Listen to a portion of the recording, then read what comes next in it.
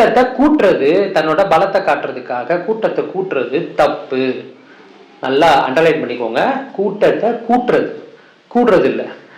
ஒரு நடிகனா தான் மேல ஒருத்தர் மேல உள்ள அன்புக்காண்டி அவங்க வந்து பாக்குறாங்க, அதெல்லாம் தப்பு இல்லை, அதுதான் அவங்க அன்பு, அதனாலதான் நாங்க உழைக்கிறோம் அப்படின்றதையும் அவர் பாயிண்ட் அவுட் பண்ணியிருப்பார்.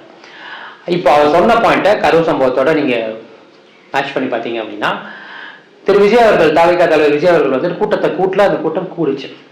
மறுபடியும் எத்தனை பேருனாலும் சரி, ஆளுங்கட்சி சார்பா இல்லை மற்ற கட்சிகள் சார்பா இதை வந்து குறை சொல்லணும் அப்படின்னு முயற்சி பண்ணி தாவிகா தலைவர் விஜய் மேல வந்துட்டு அவர் தான் குற்றவாளின்னு நிரூபிக்க முயற்சி பண்ணாலும் அது எடுபடாது அப்படின்றது வந்து மக்களுக்கு நல்லா தெரியுது அந்த யார் மேல தப்புன்னு. ஸோ அது எடுபட போறது இல்லை. ஆனா ஒரு நடிகரா பயணத்தை தொடங்கின விஜய் அவர்களுக்கு வந்து நடிகர் திரைத்துறையில இருந்து பெரிய சப்போர்ட் வராதது ஒரு பெரிய வருத்தமா இருந்தது.